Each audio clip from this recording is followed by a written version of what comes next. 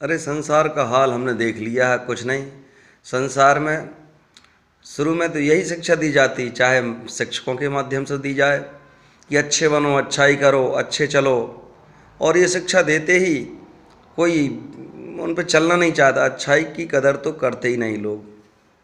और यदि कोई एक आध इनमें से अच्छाई की कदर करने वाला बन जाए तो उस बनने के बाद उसकी बुराई खुद वही शिक्षक करने लगते जिनने शिक्षा दी थी कल तक कि अच्छे बनो।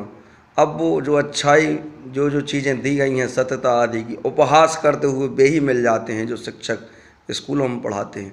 वही अच्छाई की शिक्षा घर से अपने माँ बाप देते हैं, लेकिन जब तक बच्चा स्वीकारता नहीं तब तक उसे खराब कहते, और जो वो स्वीकारने लग जाए तो उसका उपहास करके फिर भी उसकी बुराई तो जारी रहती ही है।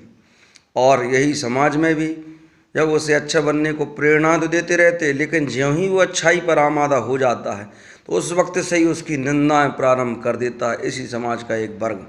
और इस तरह से वे लोग जो अच्छे करने की प्रेरणा दे रहे थे उनके बदले वे लोग जो दूसरा वर्ग जो इनकी अब बुराई करने लगा है, उनके हावी हो जाने पर जो अच्छे होने की प्रेरणा देने वाला वर्ग है ना, वो साथ भी तो देता ही नहीं है, बल्कि उनसे भी कुछ नहीं कहता और उन दूसरे वर्ग से भी कुछ नहीं कहता, साथ नहीं देता, उल्टे शिक्षाएं देने लगता। ये इतने सत्यवादी मत बनो, इतने ऐसे अच्छे मत बनो, इतने की ज़रूरत नहीं है तुम कोई वे हो, बड़े हो, महान हो, मतलब महान तुम नहीं हो, ये शिक्षा देने लग जाते हैं जी आखिर में।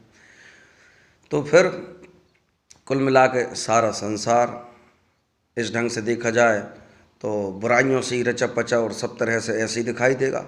लेकिन हम इसे अब एक भगवान की शिक्षा दी गई है, ये संसार को एक स्वप्न की भांति मानो, और स्वप्न मान के संसार में जैसे स्वप्न में जैसे कुछ भी चलता रहता है ऐसे ही संसार में कुछ भी चलता रहता है, उसी का आदर सत्कार होता है। अच्छाई का आदर सत्कार कब होता है? उसका आदर सत्कार जब होता है जब समय बहुत निकल चुकता है और जब लोग बाग उसके अर्थ को ठीक से समझने लगते हैं, तब तक दूसरा दल आ जाता है जो फिर प्रश्न चिन्ह लगा देता है कि इनमें क्या अच्छाई, और ये विवाद चलता ही रहता है। इससे जो दूसरों पर निर्भर है अच्छाई के मामले में, वो कुछ लाभ कैसे ले। अच्छा है कि सारी भ्रमणाएं मिटा करके हम अच्छे हैं, यदि ऐसा हमें विश्वास हो जाए तो हम सब बातों को दरकिनार कर दें और उनके लिए केवल इतने अर्थों में भले हों कि हम जो समाज है उसके खिलाफ जाए बिना यदि काम चलता है तो हम उसके खिलाफ कम से कम ऐसा तो करें कि यदि ना जाना पड़े तो ना ही जाएं। लेकिन दूसरी तरफ वेदों का और जो अच्छे धार्मिक ग्रंथ हैं उनका भी हमसे खंडन ना हो, क्योंकि उनका खंडन यदि होता है तब भी हम किन्हीं अच्छे पुरुषों की नज़रों में तो गिर ही जाते हैं।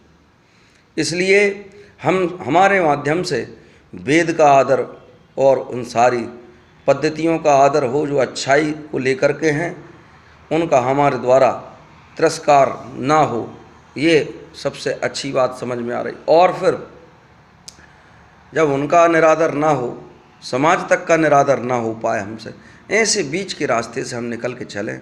इसके बाद भी यदि कहीं आवश्यकता पड़ती है कि हमें अच्छाई जब ही कर पाएंगे जब कुछ लोक का निरादर हो, तो फिर वहाँ ज़्यादा अनिवार्य हो तो परवाह करने की ज़रूरत फिर नहीं है। ठीक ऐसे ही कहीं वैदिक निरादर होता हो और हमें भले पथ पर अग्रसर होना है जिससे हमारा जो परमात्मा है वो प्रसन्न होने वाला है, उस मार्ग पर चलने के लिए यदि वेद का विरोध दिखाई दे, होता तो नहीं है क्योंकि परमात्मा वो रास्ता देता ही नहीं है जो कि सन्मार्ग से विरोधी हो, लेकिन सन्मार्ग से विरोधी दिखने में हो, वास्तव में वो विरोधी ना हो, तो संसार की और उन जो ठीक से ना समझने वाले वेदवादियों की परवाह न करके हमें अच्छे मार्ग को कभी नहीं छोड़ना चाहिए। हमें उस पर अग्रसर होना चाहिए, चाहे संसार भर के लांछन हम पर लगते रहें, पर एकमात्र परमात्मा का वरद हस्त हमारे ऊपर हो तो ये हमारी सबसे बड़ी उपलब्धि होगी।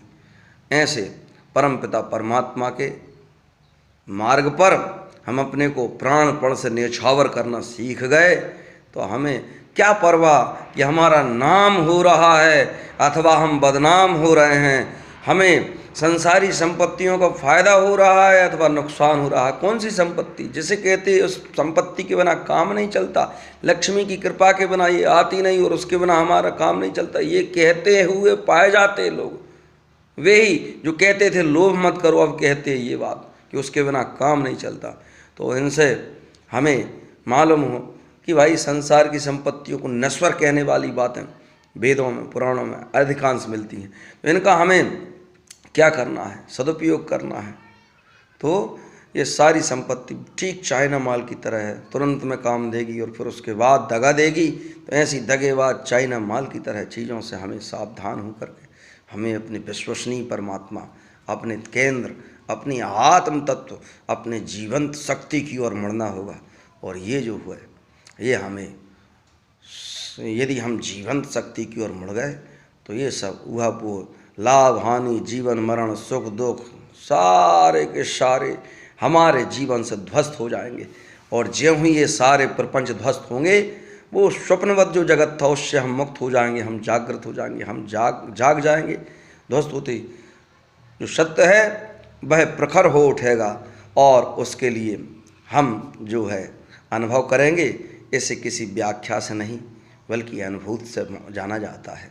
और वो अनुभव तत्व ज्ञानी यथार्थ के दर्शन करने वाले अनुभवी लोग किन्हीं किन्हीं पात्रों को ये प्रसादी बांटा करते हैं, अन्यथा ये उनके पास तो बराबर इससे सराबोर रहते हैं, अच्छे बढ़िया लबालब इसका आनंद उठाते हैं। इसी को परमानंद कहा गया है। परमात्मा के मार्ग में परमात्मा की ही अनुभूतियाँ करने लगना परमानंद की पहचान है। यही परमानंद है, यही परमानंद है और यही हमारे राधे श्याम का आनंद है।